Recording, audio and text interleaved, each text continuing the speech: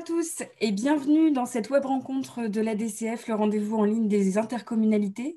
Comme vous avez pu le remarquer, l'ADCF a repris sa programmation de webinaires et de web rencontres pour ce mois de décembre, à défaut de pouvoir vous rencontrer en présentiel, comme le veut l'expression consacrée. Aujourd'hui, nous allons parler des perspectives fiscales et financières pour le mandat 2020-2026, sujet qui fait votre actualité du moment. Avant de commencer de vous raconter le déroulé de cette matinée, encore quelques rappels techniques pour ceux qui n'en ont pas l'habitude. On va avoir des moments d'échange aujourd'hui, entre autres avec Claire Delpech pour clarifier certaines choses. Vous avez 3 façons de poser des questions.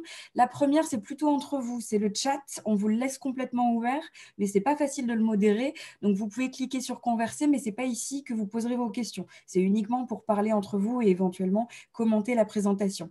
La façon à favoriser pour poser vos questions, c'est plutôt de lever la main. C'est encore le plus direct et le plus facile pour nous que de vous voir lever la main et de vous ouvrir les micros pour que vous puissiez vous poser votre question plus simplement et que vous puissiez la préciser également. Enfin, j'attire votre attention sur les questions-réponses. Si jamais vous ne souhaitez quand même pas lever la main et que vous voulez poser une question à l'écrit, c'est plutôt ici que vous pourrez la poser aux intervenants et vous pouvez également voter pour une question qui a déjà été posée. Elle arrive en haut du tableau et c'est plus facile pour nous de regrouper les questions que vous jugez prioritaires dans cette web rencontre. Voilà, donc sans plus attendre, je vous annonce le déroulé de ce matin. En première partie, donc juste avant la première partie, pardon, on aura une introduction sur les enjeux politiques qui sont forts, vous le savez, en début de mandat, par Sébastien Miossec, le nouveau président délégué de l'ADCF et président de Quimper les Communautés, que je remercie d'être avec nous. Bonjour Sébastien. Et ensuite, on aura donc un déroulé un peu plus technique par Claire Delpech, conseillère finance et habitat de l'ADCF, que vous voyez sous les yeux, avec d'abord les effets de la crise sur les budgets 2020, ensuite les principales dispositions du projet de loi de finances qui vous concernent notamment, et enfin les marges de manœuvre qu'on pourra voir ensemble, et vous pourrez bien évidemment nous faire vos retours sur ce que vous mettez en place sur vos territoires. Voilà, je ne prends pas plus de temps. Sébastien Miossec, si vous voulez bien nous dire un petit mot pour commencer cette rencontre. Très bien, merci Cécile. Bonjour à toutes et tous. Donc avant de laisser Claire déployer un peu toutes les informations sur les 3 parties qu'on vient d'évoquer, que Cécile vient de préciser, quelques mots d'introduction d'abord pour vous saluer toutes et tous. Une webconférence comme on en fait un certain nombre compte tenu des circonstances sanitaires qui permettent malgré tout, dans un format assez réduit et assez efficace, de diffuser l'information, de répondre à vos questions aussi, même si on sait bien que c'est moins convivial et moins sympathique que lors de réunions en présentiel, comme on dit. Mais l'époque veut ça et donc on organise ce cycle de webinaires. Donc, n'hésitez pas, techniciens ou élus, à relayer ces événements auprès de vos équipes pour pouvoir y participer. Quelques mots donc un peu plus politiques, on va dire, avant les éléments techniques, mais tout ça est souvent très lié. Donc, dans le déroulé de ce début de matinée, on va dire, vous aurez 3 temps, un peu revenir sur l'année passée, la loi de finances qui vient, et puis surtout les enjeux du mandat.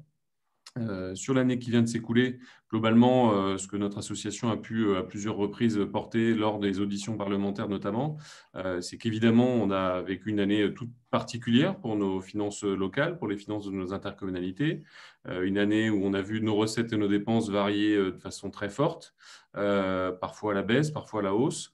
Selon les thématiques, les sujets, selon les territoires aussi, avec une très grande hétérogénéité. Donc, chaque intercommunalité, chaque territoire a sa situation et on a apporté cette vision auprès de l'État, c'est qu'il faut pouvoir être souple et évaluer l'impact de la crise sur nos collectivités en ayant en tête qu'on a une très grande hétérogénéité. Globalement, malgré tout, quand on regarde sur les grandes masses, on voit que beaucoup de collectivités ont passé notamment le premier confinement, le deuxième confinement là qu'on vit, on n'en tire pas encore évidemment toutes les conséquences financières, mais sur le premier confinement, on voit que beaucoup de collectivités ont quand même, entre guillemets, passé l'orage de façon plutôt, comment je vais dire, avec des difficultés évidemment, personne ne dira que c'était simple, mais ont pu digérer le choc, notamment parce que beaucoup de nos collectivités la plupart de nos collectivités ont une situation plutôt saine. Donc, on voit globalement, il y a plutôt une consommation des excédents et des efforts budgétaires voilà, qui ont permis de passer l'orage. Mais aujourd'hui, ce gras, entre guillemets, a été consommé.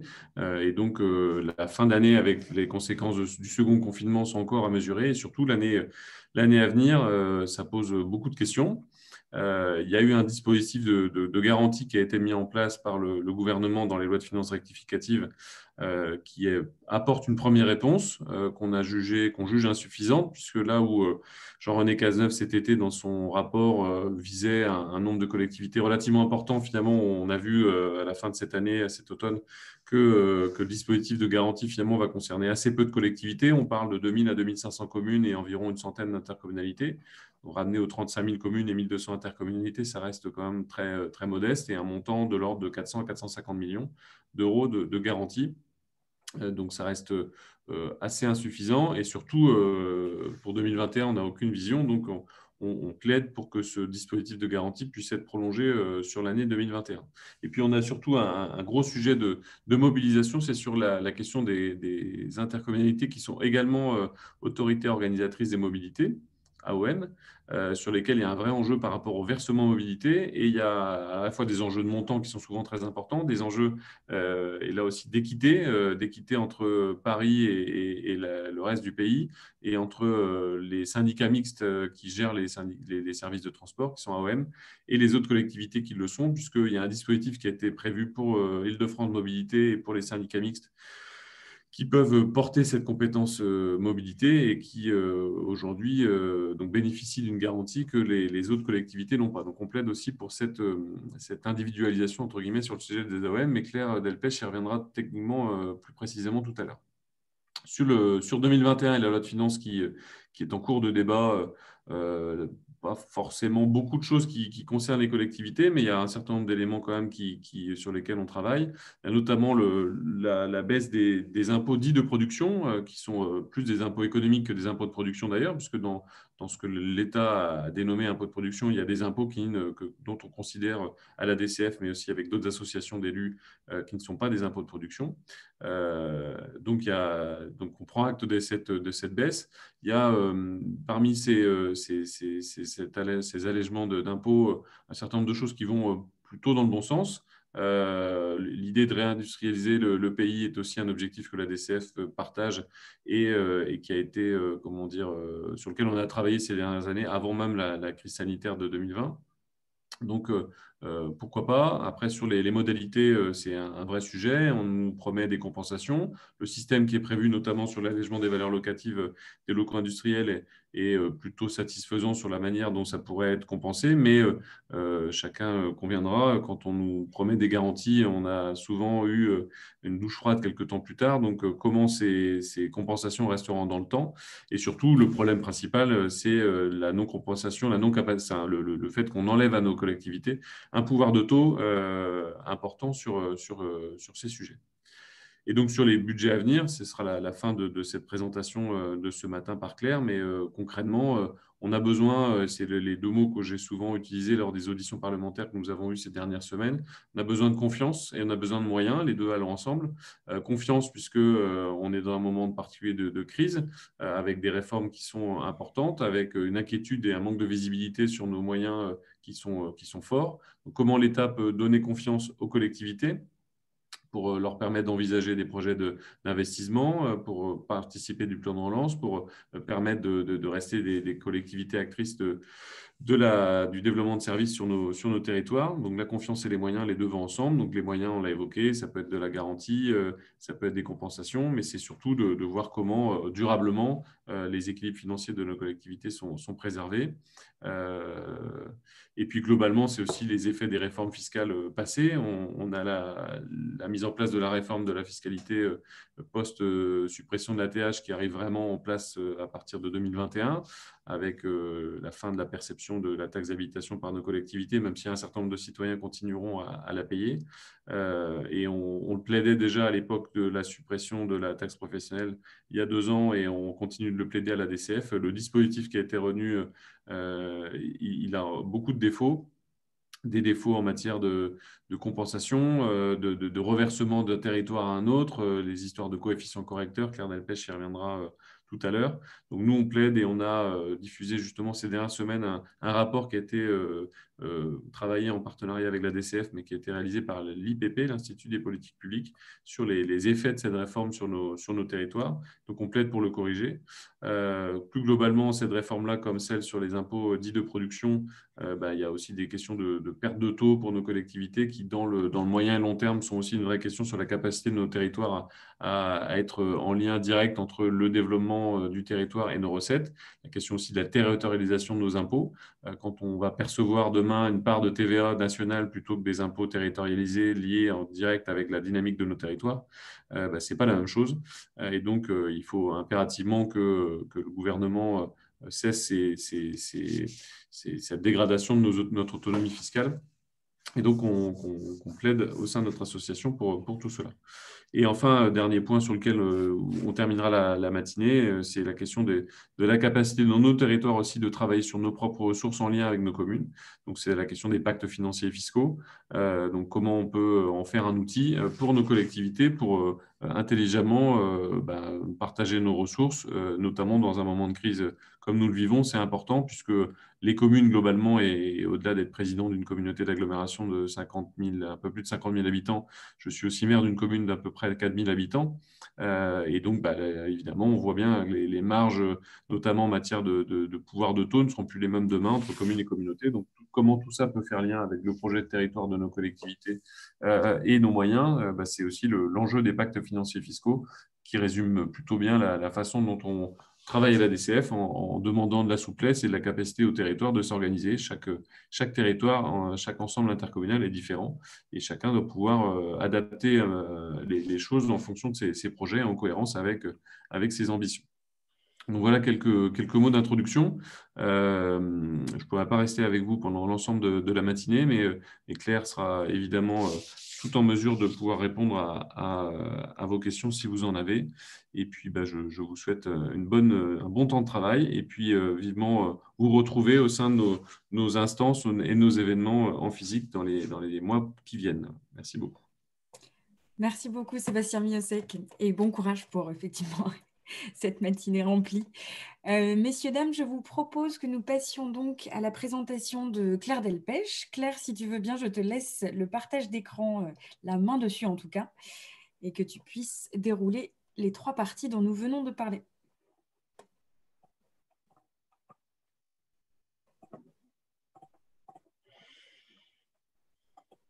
Très bien, merci beaucoup Cécile. Bonjour à tous, je suis très, très contente de vous retrouver, même si effectivement on est dans cet univers un peu décalé. C'est quand même très agréable de pouvoir rester en contact avec vous. Alors effectivement, trois séquences. Une première séquence très rapide pour se rappeler et se remettre un peu en mémoire ce qu'on s'était déjà dit sur les effets de la crise sanitaire et économique sur les budgets de 2020. En fait, qu'est-ce qu'on peut dire de 2020 et en quoi est-ce que ça nous sert pour la suite en quelque sorte et pour comprendre ce qui va se passer sur nos budgets en 2021 et sur l'ensemble de la séquence du mandat? Ce qu'on sait, c'est que les 2/3 des recettes de fonctionnement des collectivités du bloc local sont concernés par les effets de la crise sanitaire et économique. C'est le cas en 2020. Ça va évidemment le rester sur l'ensemble du mandat et en particulier en 2021. Vous voyez que sur le schéma qui vous est présenté à droite, quand je prends le cumul des impôts locaux, tout confondu, des recettes tarifaires en prestations, en redevances ou des autres recettes fiscales du type TOM, taxe de séjour, DMTO, droit de mutation, versement mobilité, j'arrive à près de 70% pour les communes et près de 80% pour les intercommunalités, sachant que pour les intercommunalités, un autre défi les concerne, c'est qu'une partie de leurs ressources fiscales sont reversées aux communes, notamment au travers des attributions de compensation qui, elles, sont figées. Donc, on voit à quel point les enjeux sont extrêmement importants, d'autant que les intercommunalités, bien souvent, du fait de leurs compétences, sont très exposées, on dit chez nous surexposées, sur ces compétences et ces prestations qui sont très liées à des problématiques tarifaires, à des recettes tarifaires, hein, l'eau, les déchets, l'assainissement, le transport. Sébastien Miossec l'évoquait à l'instant. Donc effectivement, c'est un enjeu extrêmement important que de regarder ces recettes. Alors, quelles sont ce sont des choses qu'on a déjà vues ensemble, en tout cas pour certains. Il y a des choses qu'on sait, il y a des choses qu'on sait moins.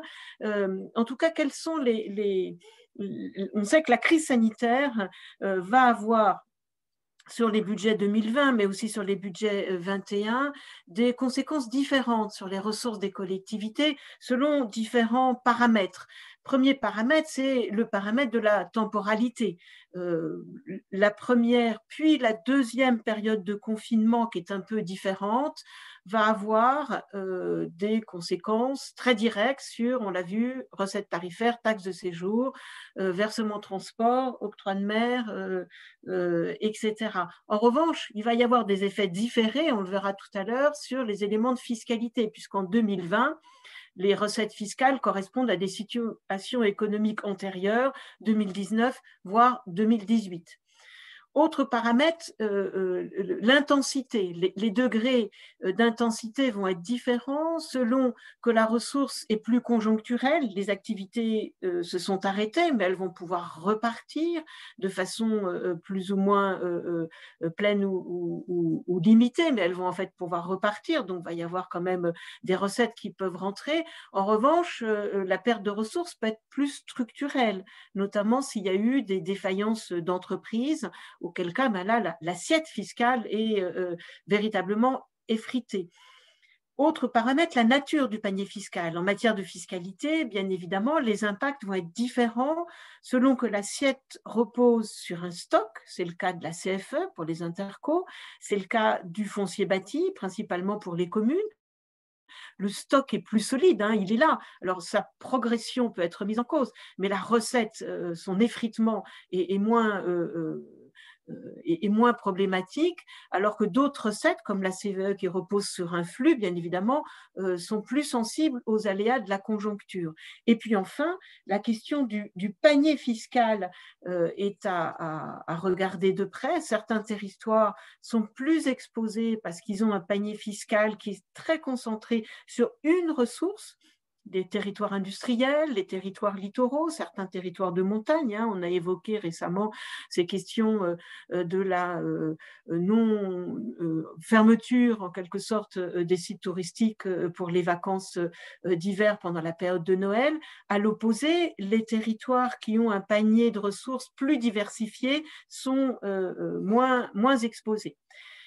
Alors, on a essayé de représenter à la DCF une vision un peu nationale hein, de ces taux d'exposition à la sensibilité des pertes de recettes, en quelque sorte, hein, sur la base d'une estimation des pertes de ressources en affectant pour chacune de ces grandes catégories de recettes tarifaires les taux d'exposition. Là, je suis à l'échelle des communes hein, et je vous représente une carte de la part des recettes qui pourraient être potentiellement affectées en 2020, mais on pourrait prolonger la carte sur 2021. Qu'est-ce qu'on constate? On constate une très, très grande diversité de situations. Hein.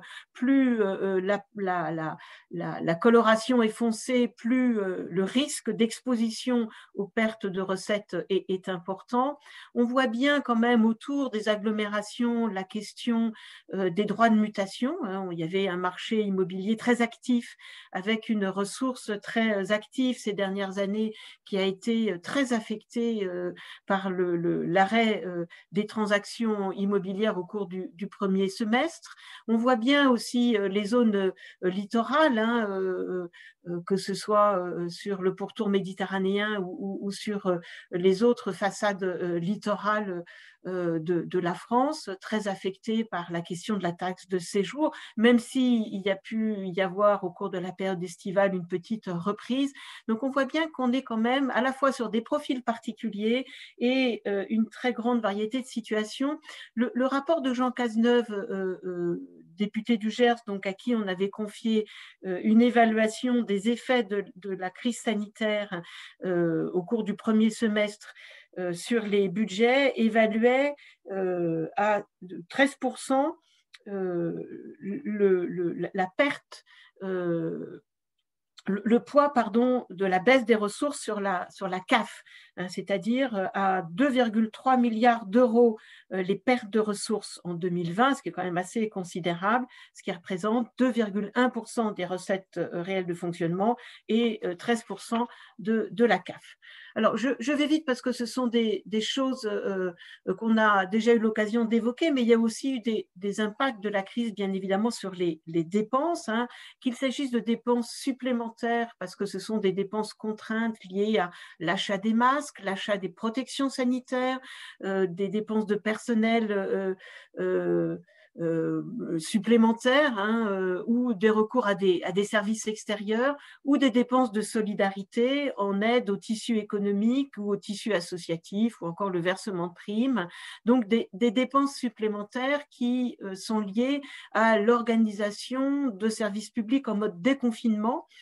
Ça a été le cas pour le mois de septembre, ça continue un peu sur la dernière période, ou encore des dépenses qu'on commence à voir apparaître maintenant de façon plus claire, hein, des surcoûts liés à des reprises d'activité ou des délégataires qui demandent à relire des contrats de délégation de services publics ou encore des services non rendus mais qui continuent à coûter puisqu'il faut maintenir en quelque sorte en l'état ces services même s'ils ne rapportent plus et ils ne sont plus actifs pendant cette période d'arrêt des activités. En tout cas, ce qu'on constate, c'est un chiffrage très différent d'une collectivité à l'autre, avec la nécessité importante d'opérer la traçabilité de ces dépenses. Hein. On va voir que beaucoup d'entre vous ont mis en place des dispositifs de suivi de ces dépenses supplémentaires, leur origine, leur nature. Il y a un moment donné, il faudra bien évidemment pouvoir rendre des comptes, notamment dans la mesure où certaines de ces dépenses vont se poursuivre en 2021 et peut-être un peu plus loin. Alors, au sein de cette période très inédite, hein, on observe quand même un certain nombre de points positifs. Quels sont-ils? Le premier point positif, c'est le fait que les collectivités arrivent dans cette période de crise sanitaire avec une bonne progression des impôts locaux en 2020. La CVAE progresse de 3,4% pour les intercommunalités, comme la CFE 1,2%. Les dotations de l'État ont joué pour les budgets 2020 un rôle stabilisateur extrêmement important, notamment en fonctionnement. Il y a quand même des dépenses qui n'ont pas été réalisées, donc on a parlé d'économies hein, liées à la fermeture d'un certain nombre de services ou à la non-réalisation de manifestations, d'opérations, notamment pendant la période estivale qui avait pu être prévue. Globalement, l'ensemble des observateurs, la Cour des comptes l'a signalé, hein, le rapport de Jean-René Cazeneuve, les débats parlementaires l'ont, c'est vrai, aussi évoqué. Hein, on observe quand même que sur ce dernier mandat, sur la période 2008-2014, on est dans une situation de bonne santé financière pour les collectivités du bloc local. Elle n'est pas issue du hasard. Hein, l'épargne brute est en progression, mais beaucoup parce que les collectivités ont fait des efforts de gestion très importants au cours de la dernière période, en lien parfois avec le dispositif d'encadrement de la dépense publique des contrats dits de Cahors. Ça veut dire aussi que ces efforts de gestion qui ont été faits, ça va être difficile de les reproduire de façon mécanique en tout cas. On observe sur cette période une amélioration de la capacité de désendettement des collectivités, des dépôts au trésor assez importants, en particulier du côté des communes, hein, autour de 50 milliards de dépôts au trésor, ce qui fait dire d'ailleurs à certains observateurs à Bercy que finalement les collectivités disposent d'un matelas. Or, on sait qu'il est très inégalement répartis. En tout cas, c'est vrai que cette entrée dans la crise qui s'installe d'une certaine façon, en tout cas sur l'année 2020 et peut-être avec des répercussions en 2021, c'est un atout d'être dans une situation financière qui est plutôt saine.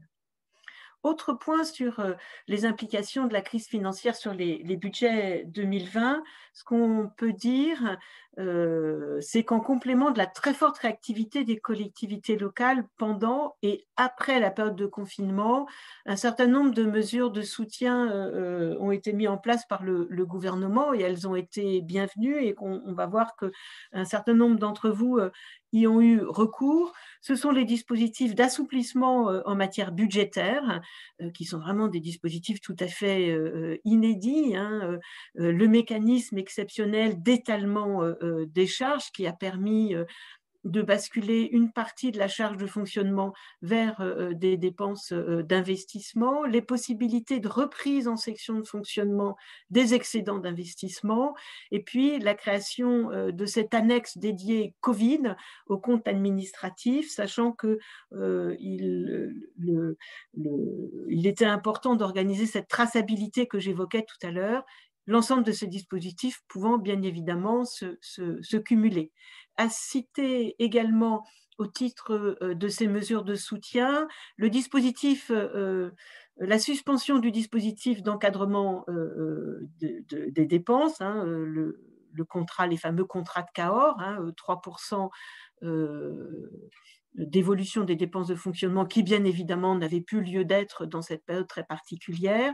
L'octroi de la garantie de maintien des recettes fiscales et domaniales qu'évoquait Sébastien Miosek en introduction, et je vais y revenir tout de suite. Et puis, dans le cadre du plan de relance, un abondement important de la dotation de solidarité à l'investissement local, ou de soutien à l'investissement local, à hauteur de 1 milliard d'euros, qui vient en complément de la décile socle, qui s'élève pour le PLF 2021 à hauteur de 450 millions. Donc, un abondement important en matière de crédits supplémentaires sur l'investissement en accompagnement du plan de relance. Alors, on avait en septembre lancé une petite enquête flash auprès d'un certain nombre d'entre vous pour savoir si ces dispositifs pouvaient les intéresser. Vous voyez que apparaissent ici les réponses. Mécanisme d'étalement des charges, finalement, comme il est intervenu assez tardivement dans le temps, seuls 29% d'entre vous semblaient s'intéresser à ce dispositif, en tout cas souhaitaient y avoir recours. Peut-être que les choses vont être modifiées sur les opérations budgétaires de la fin de l'année. En tout cas, on considère à la DCF qu'il serait important que cette mesure-là, et d'ailleurs les deux autres également, soient reconduites en 2021 pour donner aux collectivités un peu de respiration dans leur budget. De la même façon, il y avait une mesure importante qui était la possibilité d'engager des dépenses d'investissement au-delà de ce que permet le CGCT, c'est-à-dire au-delà du quart du budget N-1, parce que le budget en 2021, le budget N-1, c'est-à-dire le budget de 2020, va être relativement faible en matière d'investissement, et si on veut que les collectivités puissent s'engager dans la relance, il va falloir un peu débrider en quelque sorte la machine. Sur la reprise de l'excédent d'investissement en fonctionnement, sont des mesures budgétaires qui sont un peu complexes, très spécifiques. Vous voyez qu'assez peu de collectivités pensaient y avoir recours, mais là aussi, ce serait intéressant de pouvoir reconduire ce dispositif en 2021. Même chose pour la création d'une annexe budgétaire. Je pense qu'il va falloir tout au long du mandat pouvoir opérer ce suivi que j'évoquais tout à l'heure. 58% pensaient utiliser cette création, cette possibilité de création d'une annexe dédiée aux dépenses Covid. En tout cas, une grande majorité d'entre vous à la question posée, comment est-ce que vous pensez boucler votre budget 2020 compte tenu de ces dépenses supplémentaires, de ces pertes de recettes, toutes ont répondu consommation des excédents, report des investissements, augmentation des emprunts. Et on voit bien que ce sont autour de ces leviers que les solutions pour boucler le budget 2020 se sont exprimées en quelque sorte, et qu'il faudra sans doute bien regarder ce qui va se passer en 2020, l'essentiel étant de préserver les marges de manœuvre des collectivités. Donc, s'il y a une consommation trop importante des excédents, il y aura une difficulté à dégager des marges d'autofinancement suffisantes pour se lancer dans des opérations ambitieuses en matière d'investissement. Et il est important donc de préserver ces capacités d'investissement des collectivités locales. Alors, quelques mots sur le dispositif de garantie de maintien des recettes fiscales et domaniales. Il a été mis en place par la loi de finances rectificative pour numéro 3 de 2020, qui a été voté en juillet. C'est l'article 21. Vous en connaissez tous le principe. L'idée, c'était de faire en sorte à ce que les recettes fiscales et domaniales des collectivités du bloc local ne soient pas inférieures en 2020 à celles qui ont été perçues sur la moyenne 2017-2019. Vous voyez là le graphique qui montre la situation d'une collectivité qui serait éligible de celle qui ne le serait pas. Finalement, qu'est-ce qu'on peut dire de ce dispositif? C'est un dispositif qui est intéressant pour des collectivités qui ont des recettes assez peu dynamiques, qui est le cas de ces collectivités-là, puisque si on fait la moyenne 2017, 2018, 2019, et que l'estimation de recettes sur 2020 est à la baisse, il y aura compensation. À l'inverse, le dispositif de garantie est beaucoup plus limité pour les collectivités qui ont des recettes dynamiques, et notamment des recettes fiscales dynamiques en 2020, puisque la fiscalité fait partie des recettes qui sont prises en compte dans ce dispositif de garantie. Et ça explique le fait que, au bout du compte, le dispositif va avoir un effet beaucoup plus limité que ceux qui semblaient pouvoir être au moment où il a été mis en place. Au moment où il a été mis en place, quand on regarde les éléments d'argument, le dossier de presse notamment, et puis les discours qui ont pu être faits au moment de sa mise en place, il était prévu un dispositif d'un volume, d'une enveloppe globale de 750 millions d'euros qui aurait pu concerner 13 000 collectivités. Au total, dans la mesure où la compensation de la dynamique des recettes fiscales va venir compenser la chute des recettes tarifaires qui, par ailleurs, ne sont pas prises en compte dans le dispositif, on va s'apercevoir que finalement le dispositif de garantie ne va concerner qu'un faible nombre de collectivités. Au total, 120 millions pour les communes tel qu'il a été estimé et 110 millions pour les intercommunalités, un petit millier de collectivités tout au plus, un peu plus, en fait 300 pour les communes et une centaine pour les intercommunalités. On n'est pas à la hauteur finalement des difficultés que rencontrent certaines collectivités. Alors, deux points ici. Pourquoi est-ce que les recettes tarifaires n'ont pas été prises en compte dans le dispositif? Selon les explications qui nous ont été données, il était difficile d'introduire la question des recettes tarifaires du fait des services délégués, puisque quand il y a délégation de services, le délégataire pouvait de son côté bénéficier des mesures de chômage partiel. Alors il aurait fallu raisonner en solde, ce qui était difficile à faire et ce qui a milité, en tout cas selon l'argumentaire proposé par le gouvernement, de sortir les recettes tarifaires qui étaient quand même les plus concernées par la baisse. Donc au total, c'est un dispositif qui va concerner un certain nombre de collectivités, mais de façon beaucoup plus restreinte que ce à quoi on pouvait s'attendre et qui ne permet pas de compenser véritablement à la hauteur des pertes bon nombre de collectivités. Dans la pratique, comment est-ce que ça va se passer? Le décret est sorti en toute fin de semaine dernière, le décret d'application. Hein.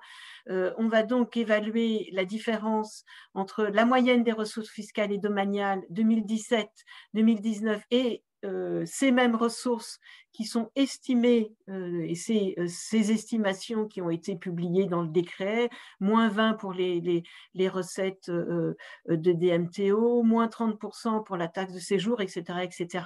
La réalité de la CVAE en 2020, ça concerne les budgets principaux et les budgets annexes.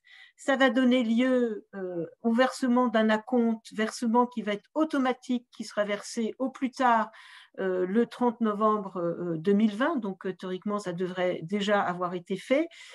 Et cet acompte, il est égal à la moitié de la perte estimée avec la méthode de calcul que je viens d'exposer. Et puis, le solde définitif sera versé sur les comptes au plus tard, pardon, le 31 mai 2021, hein, mais c'est de la recette de fonctionnement sur 2020 et ce sera bien sur les comptes de gestion de 2020. Alors, j'en viens tout de suite à la question des AOM, hein, une situation très, très préoccupante. Le dispositif de garantie des ressources a été très peu protecteur en fait pour les autorités organisatrices de la mobilité qui ont été finalement frappées par une double peine. La DCF s'est beaucoup exprimée sur le sujet, à la fois des pertes de recettes tarifaires, notamment pendant le premier semestre du fait de l'arrêt complet des activités avec la période de confinement, et puis aussi la chute du versement mobilité du fait des mesures de chômage partiel qui avaient été décidées par l'État. Au bout du compte, le dispositif de garantie, dans la mesure où il mélange en quelque sorte, donc il a une approche très globale, il ne permet de véritablement être efficace que pour les AOM qui sont organisés en syndicats mixtes, parce que c'est leur seule ressource. Donc, quand on fait les plus et les moins, ben, on arrive quand même à les compenser. Mais pour la très grande majorité des AOM qui ne sont pas organisés en syndicats, mais qui gèrent le service au travers de leur propre budget, hein, budget principal ou principalement budget annexe, eh bien évidemment, le dispositif de garantie n'a pas joué. Alors, Île-de-France Mobilité, Sébastien Miossec le disait en introduction, a obtenu une compensation, que ce soit d'ailleurs sur le versement mobilité, une dotation de 415 millions d'euros ou une avance remboursable pour faire face aux pertes de recettes tarifaires. Et pour l'instant, rien n'a été fait pour les AOM en région. Donc ça, nous, ça nous semble tout à fait inacceptable, cette approche inégalitaire hein, entre ce qui peut se passer en Île-de-France, même si on peut comprendre que ce soit important de continuer à faire fonctionner les services de transport collectif, et ce qui peut se passer en région avec des AOM qui sont en grande difficulté suite à de très nombreuses réunions de travail et de revendications, de courriers faits par le président de la DCF et des associations d'élus. Le sujet est quand même sur la table du Premier ministre et une avance remboursable a été inscrite dans le cadre du PLFR 4. Alors, pour l'instant, ce n'est qu'une avance remboursable, hein, donc ça pourrait aller pour les pertes de recettes tarifaires, mais rien n'est proposé au-delà. Ce serait une recette de fonctionnement. Ça permettrait du coup de compenser les pertes sur la question d'exploitation, une avance remboursable avec un différé d'amortissement, pour l'instant les conditions restent à discuter, avec une durée qui irait de 10 à 16 ans, selon ce qu'a obtenu Île-de-France Mobilité. Bon, la DCF continue à penser que le sujet doit être creuser, que cette proposition est à ce stade insuffisante, qu'il faut pouvoir neutraliser les effets du chômage partiel, d'autant que la crise s'installe avec de possibles prolongations des mesures de chômage partiel, des pertes d'emploi, des cessations d'activité qui vont venir affecter à nouveau les ressources des AOM. Pour mémoire, hein, sur l'année 2020, et en première estimation basse, on peut dire, hein, on est quand même sur près d'1 milliard d'euros, pas tout à fait, 850 millions d'euros de pertes pour les AOM hors Île-de-France Mobilité, que ce soit sur le versement mobilité ou que ce soit sur les recettes tarifaires. Un dernier graphique pour conclure cette première partie, vous voyez que le versement mobilité, qu'on soit sur les métropoles ou sur des syndicats, correspond quand même au gros, hein, à plus de la moitié des recettes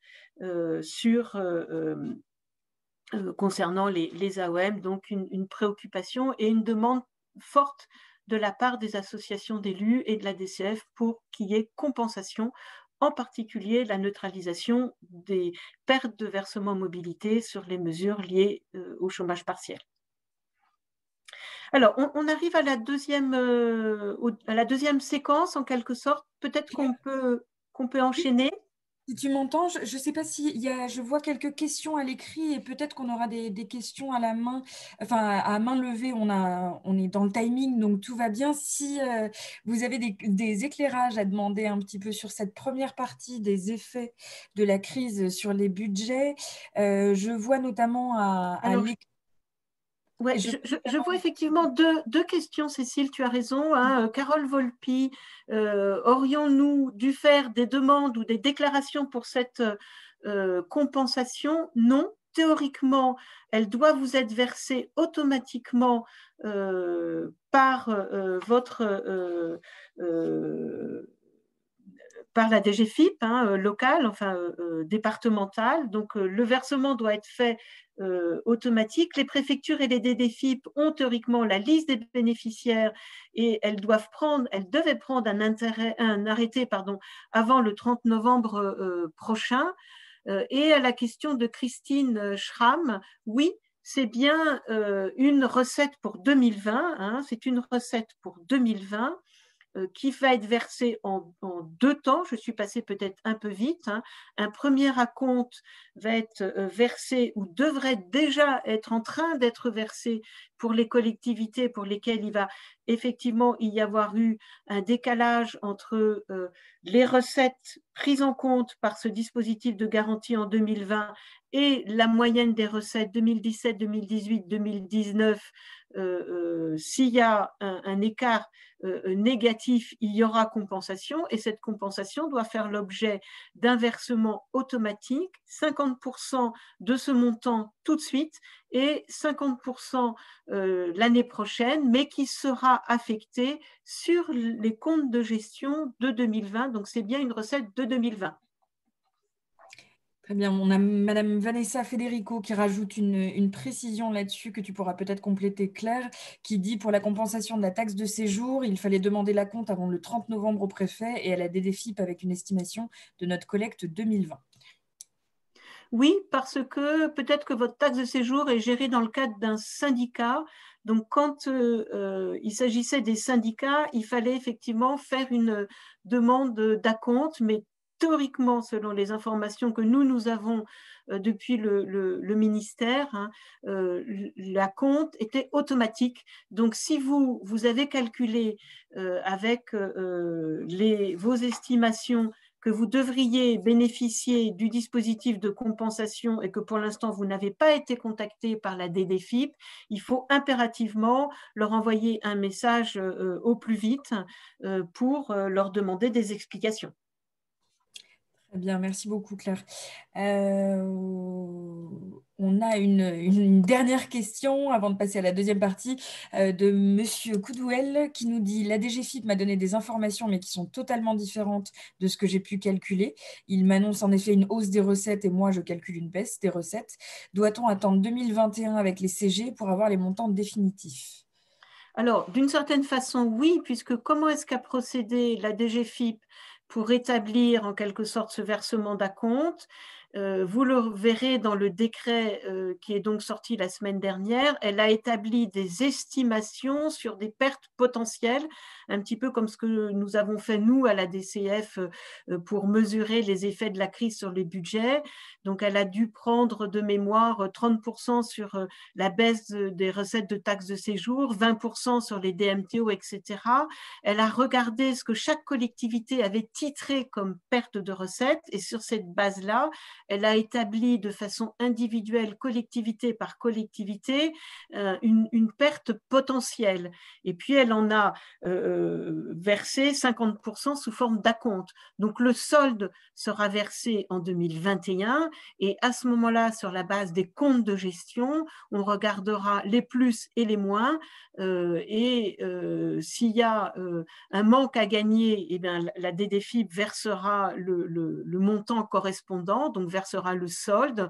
Il est possible, mais les situations sont peut-être plus rares, qu'il y ait eu un trop perçu, auquel cas il faudra reprendre le trop perçu, et s'il y a trop perçu, la DDFiP le prendra sur les 12e de fiscalité.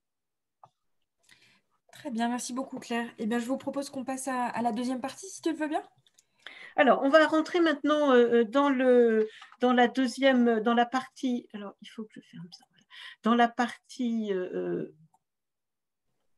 Voilà, sur les principales dispositions du projet de loi de finances pour 2021, on est là sur une partie un peu plus technique. Vous allez voir que mes planches sont assez nourries, l'idée étant que vous puissiez aussi les conserver pour le cas échéant revenir vers nous et nous poser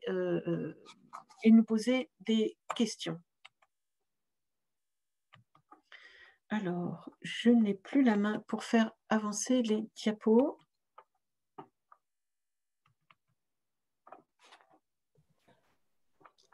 Alors, si tu reviens sur ton PowerPoint et que tu cliques plusieurs fois, voilà, peut-être. Voilà, ça marche, pardon. Voilà, l'incident est réparé. Alors, je vous parle donc des principales dispositions et en particulier des deux premières, article 3 et article 4 du projet de loi de finances pour 2021, qui concernent deux mesures du plan de relance qui ont pour objectif d'alléger les impôts dits de production à hauteur de 10 milliards d'euros. Je ne reviens pas sur cette question qui a fait un peu polémique au sein de la DCF sur les impôts dits de production. Nous considérons que notamment la CVAE qui est en cause n'est pas un impôt de production et ne pèse pas en tout cas à 100% sur les facteurs de production, mais là aujourd'hui n'est pas cette question. Deux impôts sont en cause, sont concernés par cet allègement, la CVAE et la CFE, un petit peu le foncier bâti aussi, on va le voir. De quoi s'agit-il? Concernant la CVAE, il s'agit du remplacement de la part régionale de CVAE par une fraction de TVA pour les régions. Ça correspond donc aux 4,8 milliards d'euros de CVAE perçus par les régions. Alors, ça n'a pas d'impact financier pour les collectivités du bloc local, ça va simplement modifier un peu la CVAE, puisqu'il va y avoir une nouvelle répartition de la CVAE entre les deux bénéficiaires restants, en quelque sorte, le bloc communal et principalement les EPCI, 53%, et les départements, 47%. Il va y avoir deux ajustements, donc deux effets de bord qui sont liés. D'une part, l'ajustement du taux national de CVAE, vous savez qu'il était à 1,5% de la valeur ajoutée selon le niveau du chiffre d'affaires, il passe à 0,75% de la valeur ajoutée, et un abaissement du taux de plafonnement de la CET, la cotisation économique des territoires, sur la valeur ajoutée qui était de 3% et qui de ce fait est abaissée à 2%. ce sont des mesures qui n'ont pas d'impact financier pour les collectivités du bloc local, si ce n'est que c'est quand même la CVAE qui, d'une certaine façon, est fragilisée, hein, ne repose plus maintenant que sur 2 bénéficiaires. Et si elle a été visée ici en tant qu'impôt de production, elle reste d'une certaine façon sur cette dénomination d'impôt de production, ce qui constitue une préoccupation, bien évidemment, pour les collectivités et les intercommunalités qui en bénéficient. Autre mesure en lien avec cette dispositions, ces mesures qui concernent le plan de relance et l'allègement des impôts de production, c'est l'allègement des valeurs locatives concernant les locaux industriels. Vous savez qu'en matière de locaux économiques, il y a 2 méthodes d'évaluation. Il y a une méthode qui concerne les locaux dits commerciaux, qui ont fait l'objet d'ailleurs d'une révision il y a maintenant 3-4 ans. Hein. C'est la méthode dite comparative. Il y a une grille tarifaire et on compare les locaux commerciaux sur la base de cette grille tarifaire. Et puis les locaux à caractère industriel ont eux une autre méthode, ce sont les locaux dits U, hein, c'est comme ça qu'ils s'appellent. Et pour ces locaux, la valeur locative n'est pas liée à une comparaison ni au marché immobilier en quelque sorte, mais liée aux valeurs des immobilisations. Machines, terrains, bâtiments, etc., qui sont inscrits dans les éléments de bilan de l'entreprise. Alors, cette mesure, quelle est-elle? Eh bien, elle concerne une réduction de moitié des taux qui vont être applicables à ces différents éléments d'imposition des établissements industriels. Et ça va se traduire par une réduction de moitié de la cotisation des impôts fonciers pour les locaux industriels, pour les établissements industriels. Ça va donc concerner la TFPB, donc le foncier bâti, et la CFE. Ça concerne quand même un nombre assez significatif d'entreprises, puisque 32 000 entreprises sont concernées, qui exploitent 86 000 établissements. Ça représente un allègement de l'ordre de 3 milliards d'euros, hein, partagé à peu près moitié-moitié entre le foncier bâti et la CFE. Donc, c'est quand même tout à fait significatif.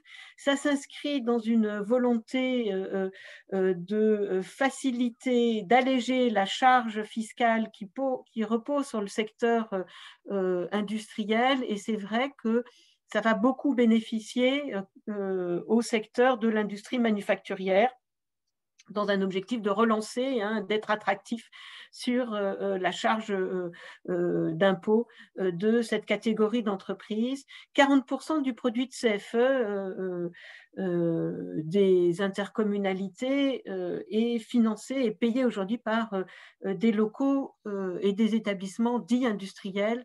Donc, ça concerne bien évidemment très fortement les intercommunalités.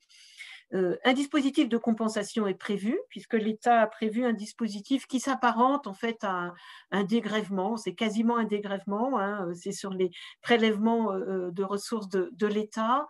L'État a prévu de verser à chaque collectivité qui accueille ou qui accueillera un local industriel un doublement des recettes qui vont être payées par cet établissement, que ce soit sur la taxe foncière ou la CFE. Donc finalement, ça revient à neutraliser la réduction dont bénéficiera l'industriel.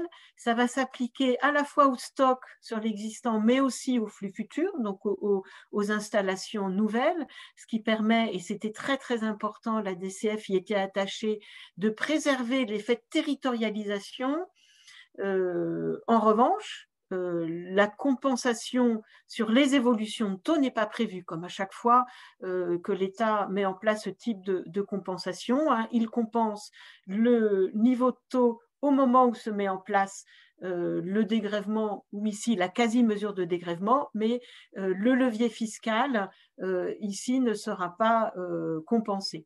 À noter quand même que la DCF s'est battue au sein, dans le cadre du projet de loi de finances pour que soit préservé le dispositif d'indexation des valeurs locatives industrielles qui est accroché à l'inflation, c'est-à-dire 1,2% en 2020. C'était important puisque en entrée de PLF, l'article 3 prévoyait de modifier le dispositif d'indexation et nous avons réussi à le rétablir.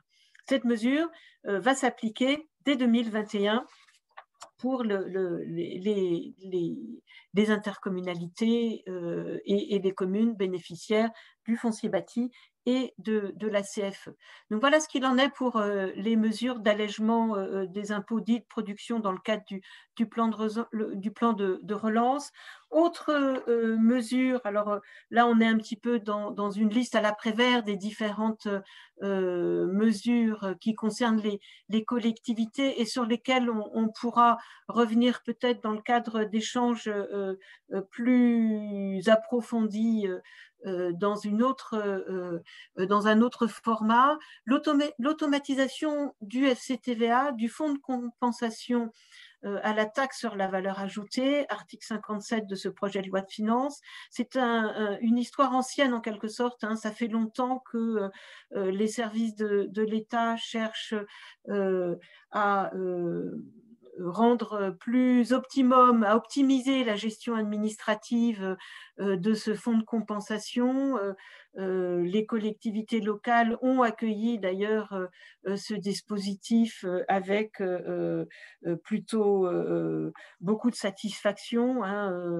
On sort d'une identification d'une éligibilité selon la nature juridique de la dépense à une logique d'imputation comptable qui devrait être beaucoup plus fluide, beaucoup plus rapide, c'est-à-dire on va vers une dématérialisation quasi intégrale de la procédure d'instruction à la fois et de contrôle et de versement du FCTVA. Ça devrait faire gagner beaucoup de temps à tout le monde. Ça va se mettre en place de façon progressive. Ça fait plusieurs années qu'on a des groupes de travail autour de ce sujet-là. En 2021, ce sont les collectivités qui sont dans un régime de simultanéité de versement du FCTVA, c'est-à-dire principalement les intercommunalités qui sont concernées. En 2022, on aura une partie des communes et puis le solde des collectivités en 2023.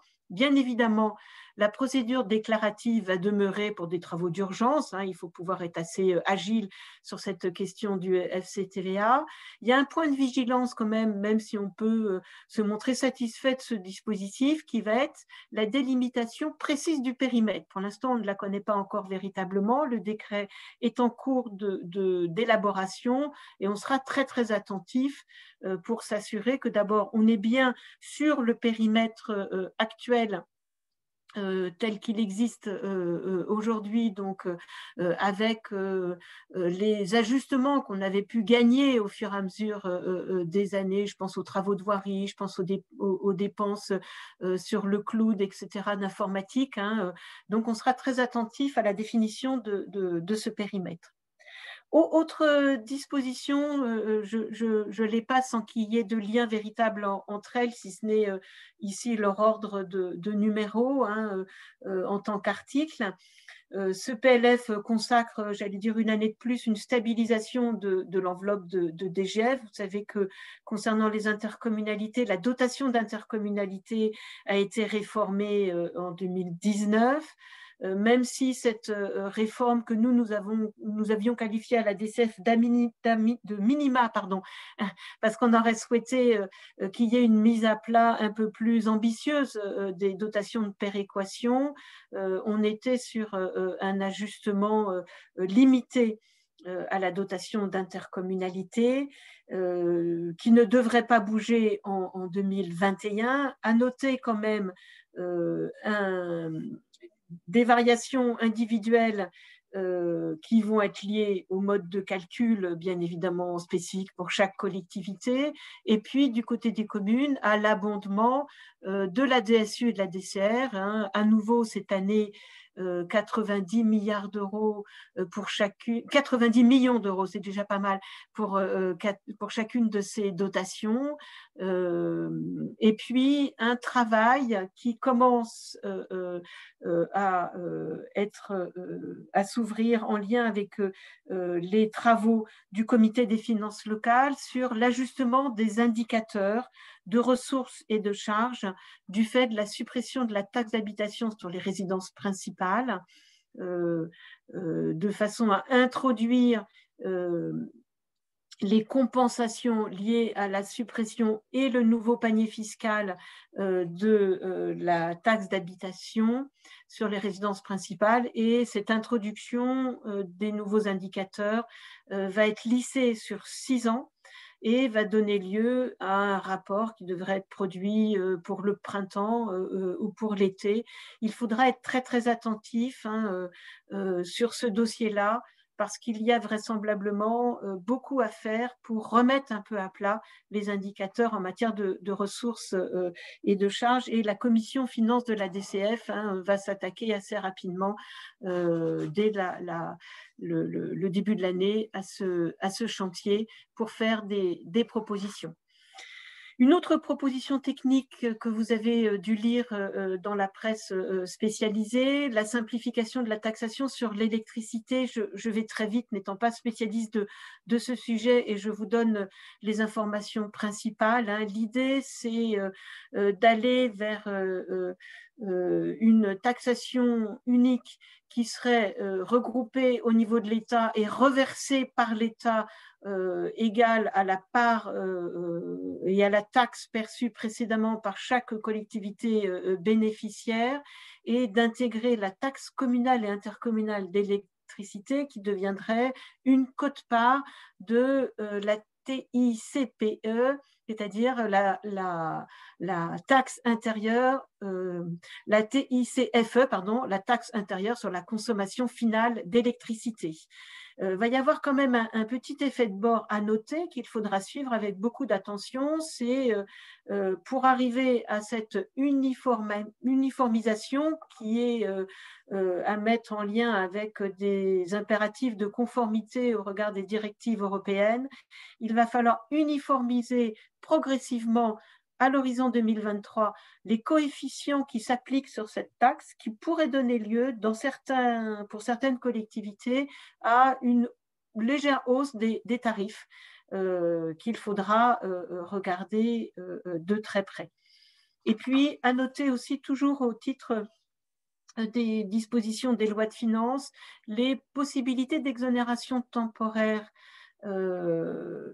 à la CET, pardon, elles ont été reconduites et ouvertes pour une nouvelle période de 3 ans. Ça n'a rien à voir avec la taxation sur l'électricité, mais je continue à vous exposer les différentes mesures du projet de loi de finances. Il faudra voir s'il est intéressant également sur 2021, eu égard aux difficultés que peuvent rencontrer certaines activités commerciales, artisanales, etc., et si ont été utilisées par les collectivités ces possibilités donc d'accorder pour les créations d'établissements 3 ans supplémentaires d'exonération pour la CET. C'est bien évidemment une disposition facultative. Je garde le meilleur pour la fin, si tant est qu'on puisse parler de meilleur, puisque vous savez que par amendement gouvernemental, il a été supprimé en quelque sorte l'effet d'aubaine sur la fraction de TVA dont vont bénéficier les intercommunalités à partir de 2021. Alors, de quoi est-ce que je parle? Vous savez que suite à la réforme fiscale et à la suppression de la taxe d'habitation, les intercommunalités vont bénéficier en lieu et place de leur produit de TH une fraction de TVA nationale. Il était prévu lors de la loi de finances qui a mis en place le dispositif de compensation, le coefficient correcteur, etc., tout ce que l'on connaît, hein, que le produit TH soit remplacé par un pourcentage de la TVA nationale de 2020 qui serait bien égal pour les intercommunalités à leur produit de TH en 2020. Et qu'a changé cet amendement du gouvernement? Eh bien, au lieu de prendre comme assiette de référence la TVA nationale de 2020, l'amendement a pris comme aimant de référence la TVA nationale de 2021. Qu'est-ce que ça change? Ben, ça veut dire qu'il y avait un effet d'aubaine en quelque sorte du fait que la mise en relation des 23 milliards de taxes d'habitation, enfin, ce n'est pas tout à fait 23 milliards pour les intercommunalités, c'est moins, mais la mise en relation du produit de TH des intercommunalités sur la TVA de 2020 représentait 21%, puisqu'on pense que la TVA va être réduite en 2020. Donc, ça faisait une assiette importante. Il était là, l'effet d'aubaine. Hein. On va corriger ce pourcentage et ça ne représentera plus que 18%. Vous aurez bien en 2021 le produit TH de 2020, mais pris sur une base de référence différente. Échanger, je dirais par effet lié, hein, le taux de croissance qui était appliqué, au lieu d'appliquer en 2022 le taux de croissance de la TVA 2020-2021, estimé de façon assez forte, hein, puisqu'on sait qu'en 2020, la TVA subit les contre-coups très très forts de la crise économique. Du coup, on va changer de période de référence sur la croissance et on passe à 2022 sur 2021, un taux de croissance beaucoup plus faible. Donc là où on pouvait espérer finalement de se récupérer, entre guillemets, sur un dispositif intéressant de la croissance de la TVA en 2021 et surtout en 2022, l'amendement, et on peut comprendre, hein, a supprimé cet effet d'aubaine. Peut-être qu'on peut marquer une petite pause ici pour répondre Oui, tout à fait, ouais. à certaines questions. Effectivement, si vous avez des questions donc, sur cette deuxième partie qui concernait le projet de loi de finances, avant qu'on puisse passer aux marges de manœuvre, n'hésitez surtout pas à lever la main. On est entre nous et puis on aime toujours bien vous entendre, à défaut de vous voir tous en présentiel. Donc, vous pouvez lever la main en bas de votre écran. Vous avez une petite commande. En attendant, une petite précision peut-être claire qui a été demandée par Marie Rossunet.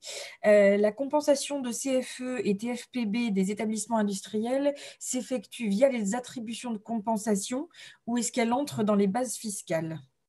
Alors, ni l'un ni l'autre, hein, c'est un produit qui va être compensé. Si une entreprise industrielle devait payer 100, du fait de la réduction de moitié de ses valeurs locatives, elle ne paiera plus que 50, mais les 50 manquants vous seront versés directement par l'État. La vraie question que vous pointez ici, qui est que effectivement, dans les attributions de compensation, vous allez être amené à reverser, sauf à négocier, et on verra ça peut-être tout à l'heure, à négocier avec l'ensemble des membres de votre territoire, mais les attributions de compensation ne sont pas impactées. Donc, vous allez continuer à verser la même somme. Ceci étant dit, c'est aussi ce que vous allez verser, sauf l'évolution de taux, si votre taux progresse. Le diaporama, Madame Charme, hein, sera effectivement disponible. Alors, Emmanuel Tudou pose la question, bonjour, peut-être hors sujet, avons-nous une idée de l'évolution de nos bases sur 2021? On va en parler tout de suite dans la séquence qui vient, notamment sur la CVAE. Dans la troisième partie, oui. Et juste, Marie Rosunet précisait, je parlais plutôt des allocations compensatrices, plutôt que des attributions de compensation. Alors, pour vous répondre, Madame Rosunet, ça ne va pas passer par les allocations compensatrices, hein. Ça va être un complément qui sera versé directement sur votre produit fiscal. Très bien. Alors, n'hésitez pas. Est-ce qu'on a d'autres questions, des demandes d'éclaircissement un petit peu sur, Madame Rosinet qui dit merci, sur la présentation du projet de loi de finances, ou est-ce que vous maîtrisez désormais parfaitement les enjeux du projet de loi de finances? A priori, il n'y a pas de main levée. Donc, on va pouvoir passer à la troisième partie sur les marges de manœuvre financières. Claire, tu vas nous proposer des outils ou des marges à mettre en place dans les collectivités pour la suite. Très bien.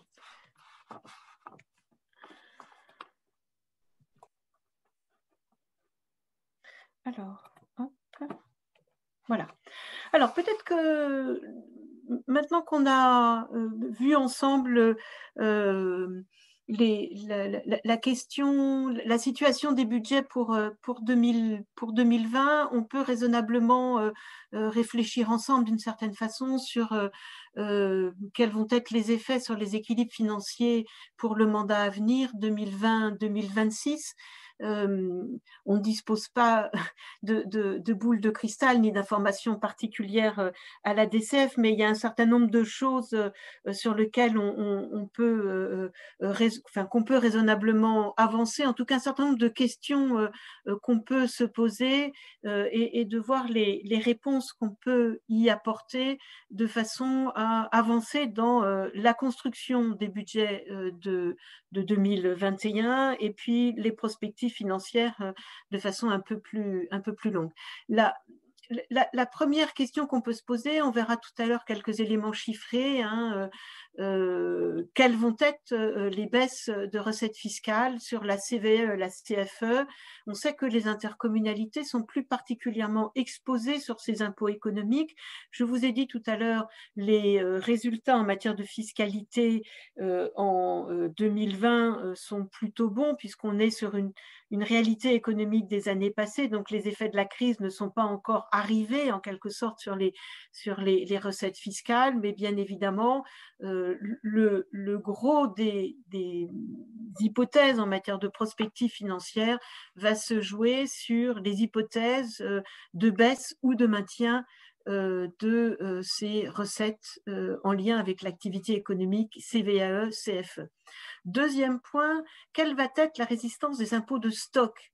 Là, on sait quand même que ces impôts, ils sont un peu plus solides en quelque sorte, hein, puisque la matière, l'assiette fiscale est déjà présente, que ce soit sur le foncier bâti économique ou que ce soit sur le foncier bâti ménage, même si les activités ont un peu du mal, même si la construction de nouveaux logements est un peu ralentie, il y a quand même une solidité de l'assiette. On sait que la réforme fiscale opère une nouvelle répartition, on le verra tout à l'heure, en mettant plutôt du côté des communes la taxe sur le foncier bâti, notamment celle qui vient des départements, alors que les intercommunalités, elles, vont bénéficier de la TVA. Donc, la question qu'il va falloir se poser, c'est quelle va être la dynamique de la TVA. Je vous montrerai quelques éléments tout à l'heure pour les ressources des intercommunalités. Après, on peut se poser une question du retour à bonne fortune, en quelque sorte, sur la fiscalité indirecte, hein, toute celle qui a été affectée par le ralentissement des activités sur le premier semestre en particulier, droit de mutation, taxe de séjour, taxe d'aménagement, etc. Hein. On a dit qu'il y avait une très très grande disparité de situations, que certaines fragilités territoriales apparaissent. Il est extrêmement important que ne se creusent pas des fractures territoriales au sein du paysage national. Quelle va être la reconduction du filet de sécurité? On a vu qu'il était imparfait. Comment le corriger?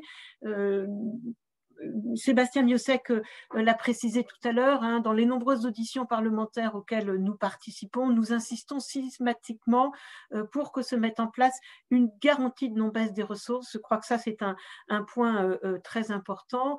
Quatrième élément, le rôle stabilisateur des dotations de l'État. Il a été important en 2020.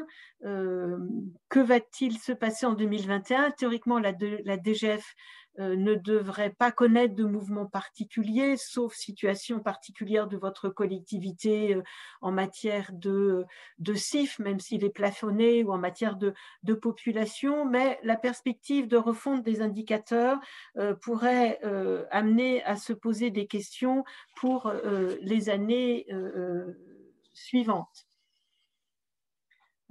Autre élément qui interroge les équilibres financiers sur le mandat 2020-2026, on voit bien qu'un certain nombre de services publics, le financement d'un certain nombre de services publics est véritablement questionné, voire remis en cause. Hein.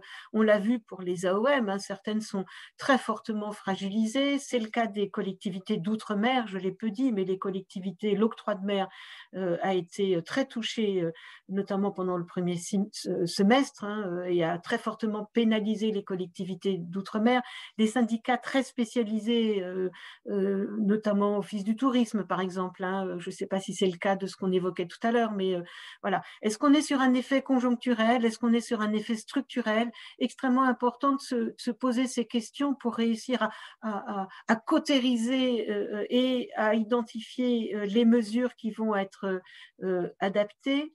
Concernant les dépenses contraintes en lien avec la crise, est-ce que ces dépenses vont être poursuivies, hein? On voit bien que après la première période de confinement très sévère, il s'en est suivi une autre période, deuxième vague de la crise sanitaire, un peu moins sévère, mais qui a quand même beaucoup chahuté en quelque sorte, hein, à la fois l'organisation des services et leur capacité de rendement.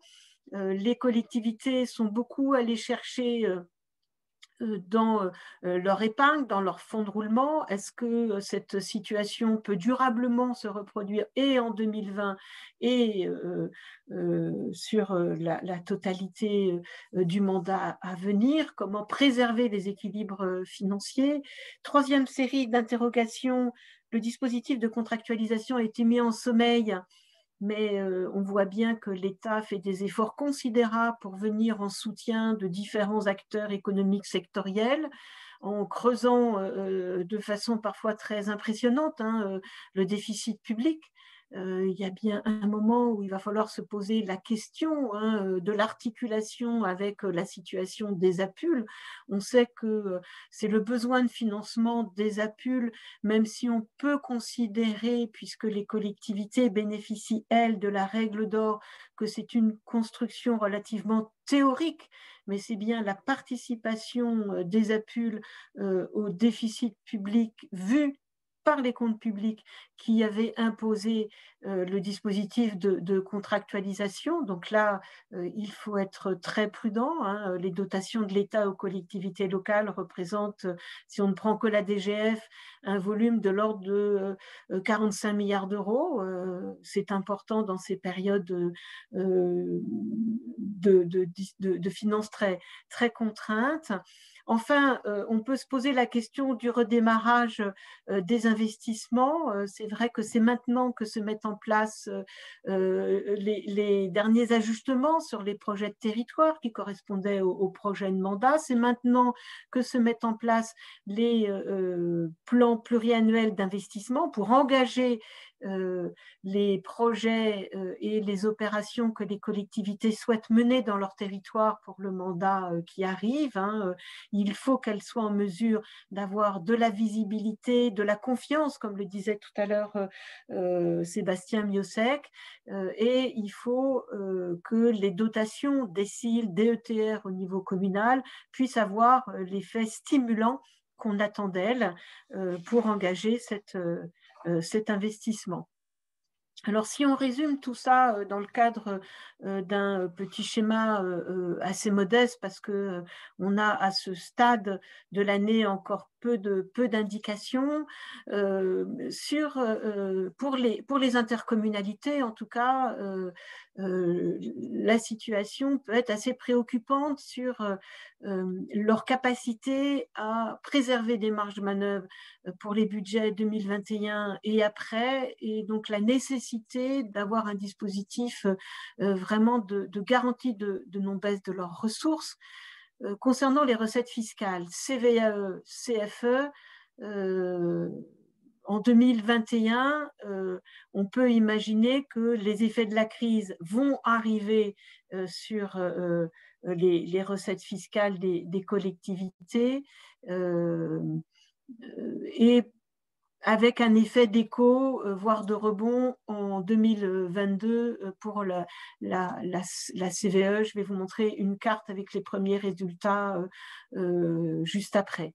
Sur la TVA, en 2021, on sait que les collectivités vont toucher leur produit de taxe d'habitation pour 2020, donc je dirais jusque-là pas vraiment d'inconnu. En revanche, là où on attendait une progression du fait de la TVA plus intéressante dans sa croissance en 2021 par rapport à 2020, cet effet est annulé, l'effet d'aubaine est supprimé. C'est dommage, on pouvait aussi s'y attendre, hein. Du côté des communes, foncier bâti, taxe d'habitation pour ce qui reste sur les ressources secondaires, sur les résidences secondaires, pardon, ce qui vaut aussi d'ailleurs pour les intercos, on est, selon les situations, plutôt sur des éléments de stabilité, voire des éléments de progression, là où les mises en chantier ont pu continuer, là où la construction va se poursuivre. Côté DGF, communes et intercommunalités, on est plutôt sur une option de stabilité, hein, sauf si il y a des transferts de compétences qui pourraient faire évoluer les conditions de la dotation d'intercommunalité tout en restant bien évidemment dans les plafonds, puisque vous savez que maintenant le coefficient d'intégration fiscale est plafonné. Et puis concernant les recettes tarifaires, eh bien ça va dépendre bien évidemment de la nature, de l'intensité de la reprise des activités, des services qui sont concernés. Alors, avant de regarder l'évolution et les premiers éléments qu'on a concernant l'évolution prévisionnelle de la CVE en 2021, je vous présente là une image issue du baromètre de la commande publique ADCF, Banque des Territoires, pardon. Vous voyez que là, on a sur une série longue, hein, pour 3 catégories de collectivités, les syndicats en bleu clair, les intercommunalités en bleu foncé et en rouge les communes, l'évolution de la commande publique sur la période janvier à septembre, donc pour les 3 premiers trimestres, pardon, cumulés sur une période longue 2012-2020, on voit finalement plusieurs éléments. On voit la chute assez significative en 2014 liée à la baisse des dotations de l'État, hein, avec la baisse brutale de la DGF qui avait eu un effet très fort sur l'investissement notamment des collectivités et donc sur leur niveau de commande et sur la commande publique telle qu'on voit ici, particulièrement marquée pour les communes. Le lent redressement jusqu'à 2017, 2018, 2019, année préélectorale, où on voyait pour les 3 catégories de collectivités une forme de remontée de cette commande publique, et puis sur les 3 premiers trimestres, la chute de la commande publique, mais de façon un peu différenciée, hein. On voit que finalement les communes sont beaucoup plus marquées par cette chute que ne le sont les intercommunalités et les syndicats. On a beaucoup plus de résultats, vous pourrez en trouver sur le site de la DCF, hein. On sait que finalement, ce qui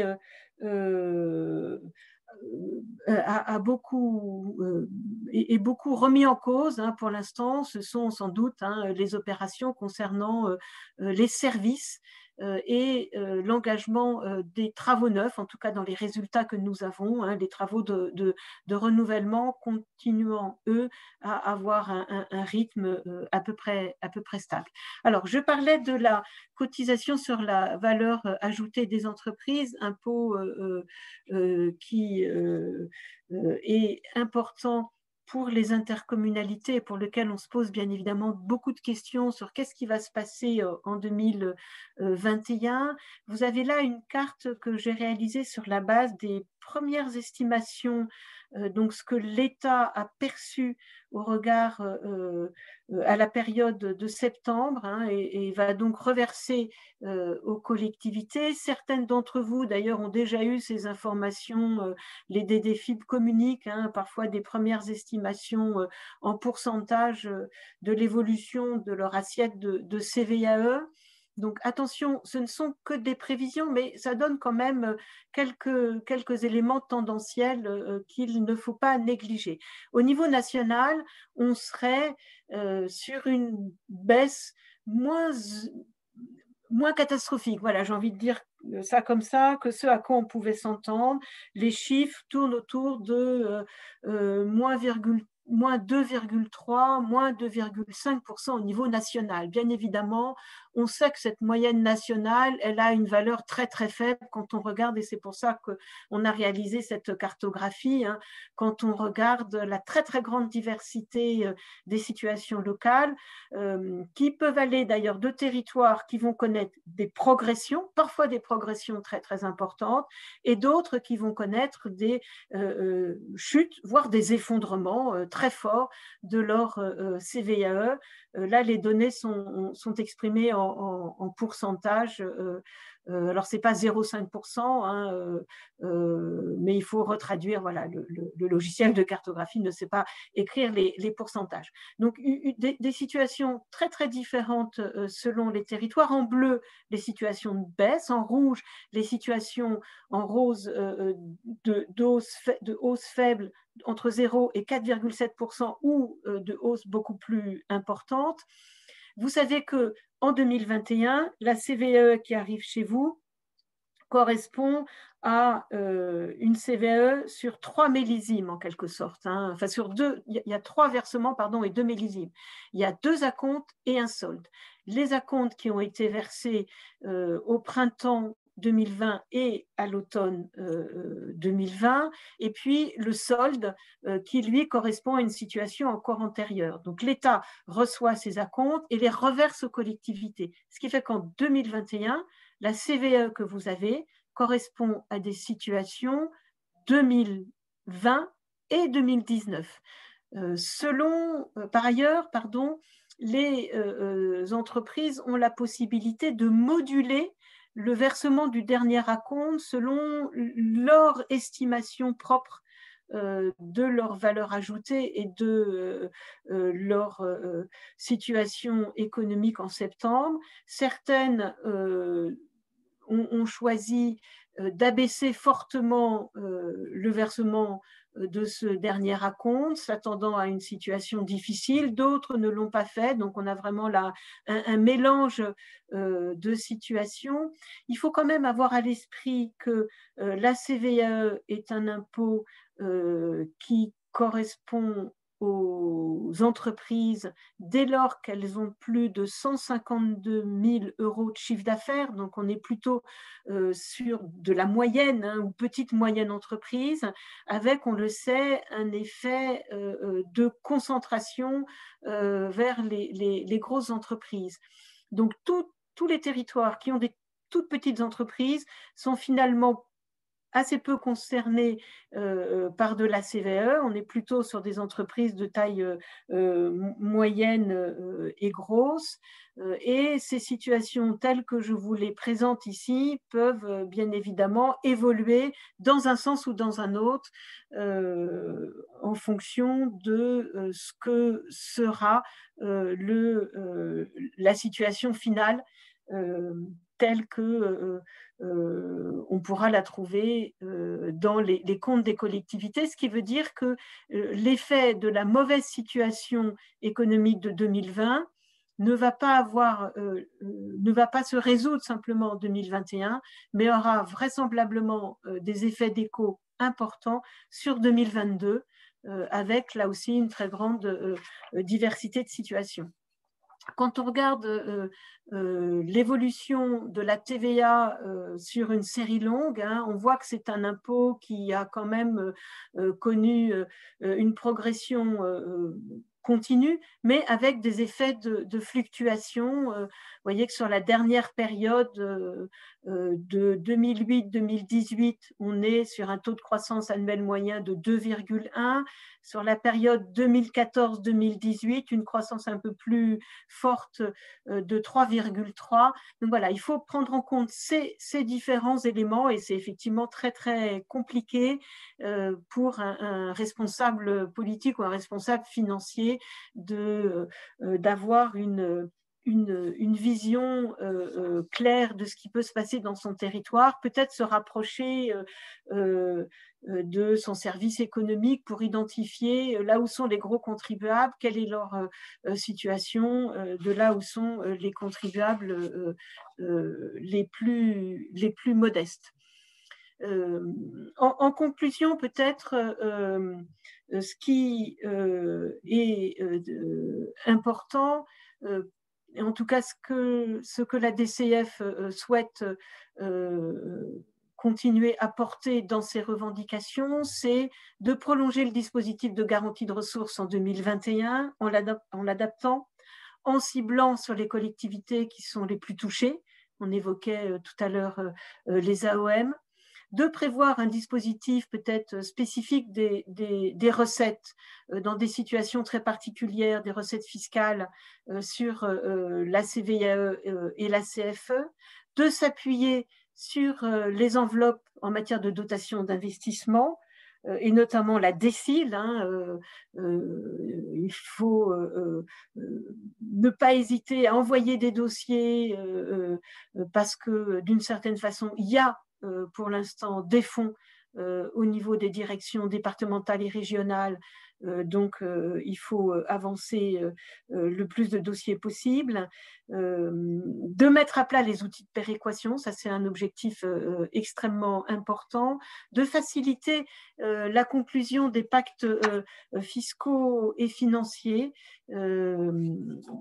La plupart des collectivités, pour ce nouveau mandat, mettent à plat leurs projets de territoire, c'est normal, de nouveaux services, de nouveaux projets, mais aussi de nouvelles relations financières entre collectivités et au sein des territoires intercommunaux, et de ce fait, de ne pas hésiter à rebalayer l'ensemble des outils qui forment ces pactes fiscaux et financiers et qui permettent de consolider, conforter à la fois les projets d'investissement et la réalisation du projet communautaire. Ça peut être la coordination des investissements sur le territoire au travers des PPI, des programmations pluriannuelles des investissements. Ça peut être le pacte de gouvernance pour réfléchir au partage de compétences. Un webinaire spécifique vous sera proposé très prochainement sur ce sujet-là. Ça peut être le transfert de nouvelles compétences parce qu'on considère qu'il y a des effets d'échelle, des effets de mutualisation qui sont importants en s'appuyant sur un exercice plus large de la compétence. Ça peut être aussi de considérer l'intercommunalité comme un centre de ressources en mutualisant un certain nombre de fonctions. Beaucoup de territoires ont mutualisé maintenant les fonctions ressources, les fonctions informatiques, les fonctions financières, les fonctions RH, etc. On peut peut-être aller vers plus de mutualisation. C'est surtout une relecture, et ça, je vous engage à mettre à plat et peut-être commencer par ça, l'état des lieux financier et fiscal. Beaucoup de territoires le font en ce début de mandat. Où sont les forces et faiblesses du territoire sur le plan financier et fiscal? La DSC, où est-ce qu'on en est? Les fonds de concours, qui est-ce qui est le plus efficace? Le FPIC, quelles sont les règles de répartition, comment être plus efficace, les attributions de compensation. Quelqu'un évoquait justement tout à l'heure ce côté très rigide. Hein. Vous savez que près d'un tiers de la ressource fiscale des intercommunalités repart en attribution de compensation. Or, on sait que les communes bénéficient de recettes de stock, alors que les intercommunalités, elles, sont sujettes aux aléas des ressources de flux. Donc, peut-être regarder tout ça et se poser objectivement la question comment est-ce qu'on peut avoir une approche consolidée de l'ensemble de ces éléments et du coup aller vers de la coordination fiscale dans le partage de la croissance des nouvelles assiettes. Vous savez que se met en place en 2021 le nouveau panier fiscal des collectivités du bloc local lié à la suppression de la taxe d'habitation. La taxe d'habitation sur les résidences principales va être remplacée donc par un nouveau panier de ressources qui présente de notre point de vue un certain nombre de défauts, d'imperfections. Première imperfection, de très nombreuses situations de sous-compensation, près de 10% du produit de foncier bâti va arriver sur une commune et va repartir vers un autre territoire du fait d'une situation de surcompensation, il faut lire ici surcompensation, pardon. Ça va donner lieu à une très grande difficulté de compréhension et de lisibilité de ce qu'est l'impôt au niveau local, comment répondre à un contribuable qui demande des services supplémentaires ou des services renforcés, qu'une partie de l'impôt qu'il paye en tant que propriétaire est certes perçue sur la commune, mais une large partie repart du fait du coefficient correcteur, le fameux COCO, dans une autre commune. Par ailleurs, la redistribution du foncier bâti entre communes peut entraîner, à l'échelle communale, peut entraîner une forme de concurrence territoriale. Chaque commune, on va se redoublant d'efforts pour attirer à elle, en quelque sorte, des projets de développement pour accueillir de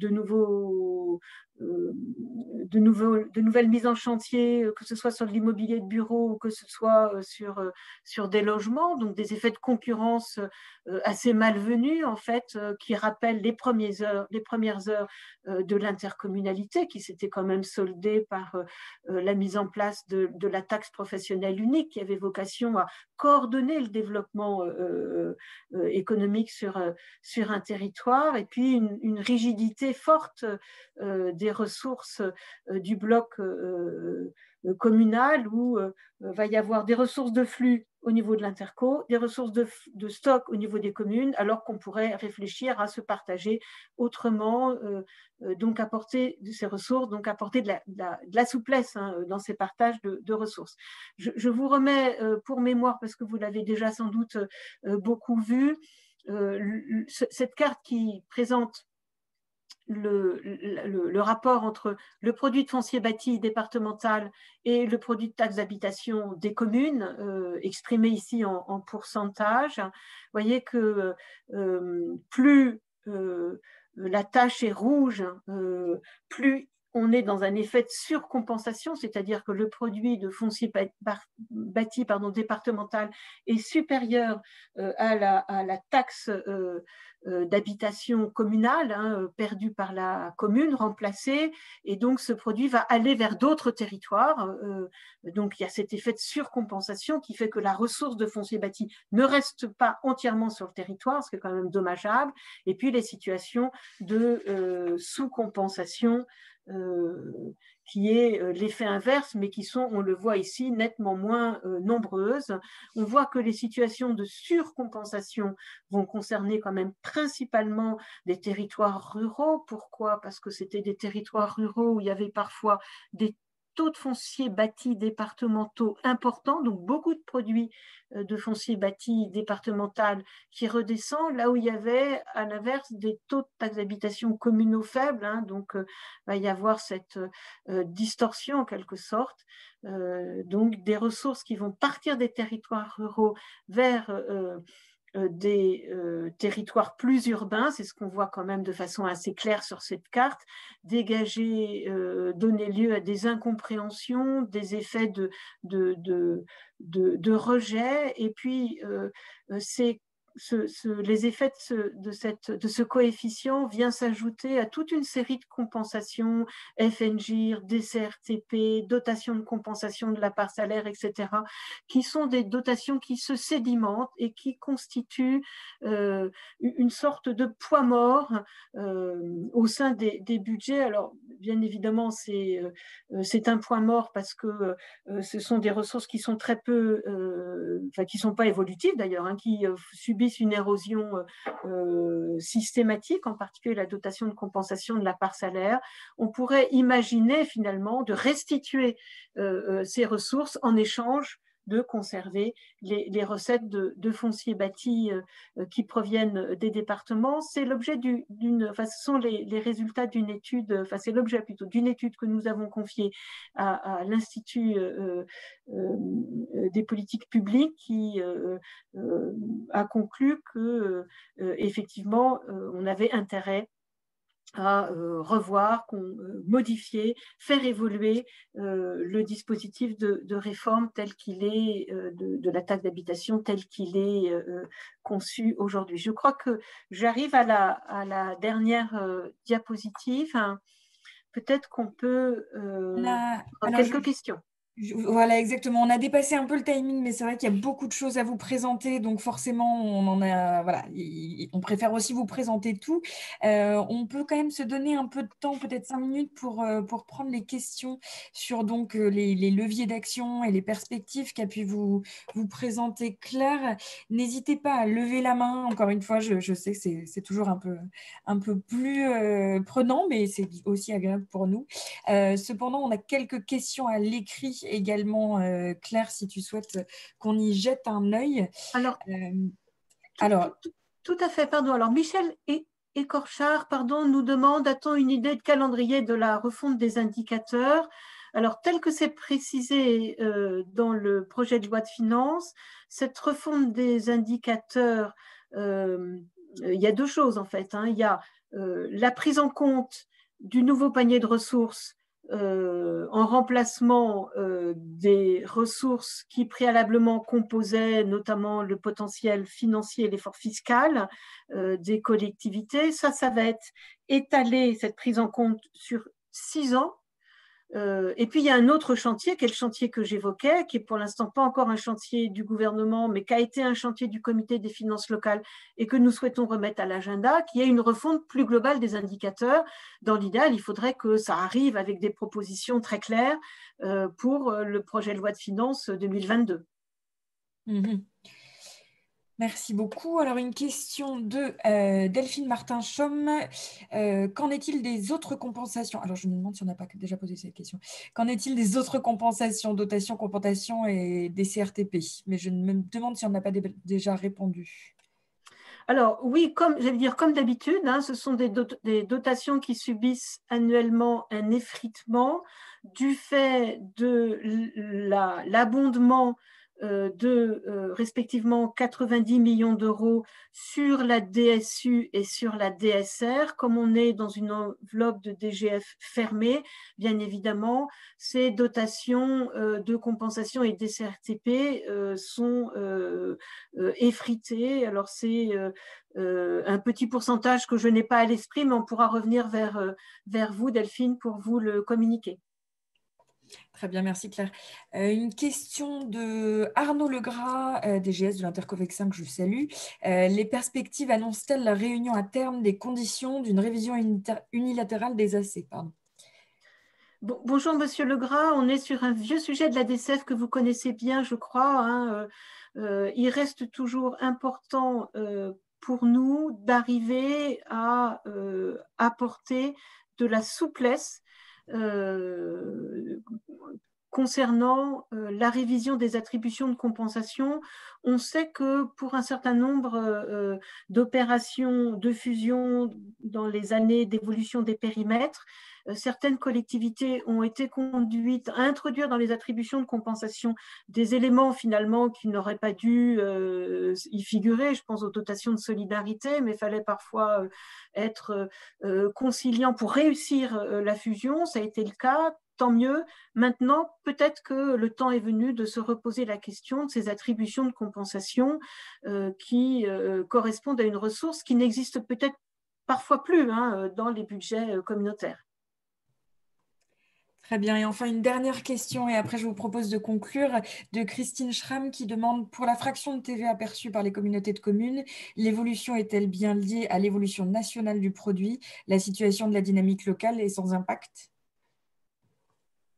Oui, on est bien sur une évolution nationale. On ne peut pas regarder, si c'est votre question, ce qui se passe sur votre territoire et reproduire la situation de l'évolution de la TVA des entreprises de votre territoire. Ce ne serait pas possible. D'abord, on n'a pas les éléments de mesure pour faire ça. Donc, on est bien dans la fraction de TVA sur un impôt qui est totalement déterritorialisé. La territorialité ne correspondant qu'au produit de TH que vous aviez précédemment, qui va se traduire par une fraction de TVA. Mais le reste est complètement nationalisé en quelque sorte. Très bien, merci beaucoup Claire. Eh bien, je vous propose à tous de conclure ce webinaire en vous rappelant que nous vous enverrons bien sûr les slides qu'a pu présenter Claire ainsi que le replay de cette web rencontre avant la fin de la semaine très probablement. Et vous invite à aller regarder également, si vous le souhaitez, la programmation des web rencontres de la DCF que vous retrouverez en une du site puisque celle-ci est la première d'une série que nous ferons tout au long du mois de décembre. Claire, merci beaucoup. Merci à tous pour votre écoute. Merci Cécile. Merci à tous. Très bonne journée à vous tous. Au revoir.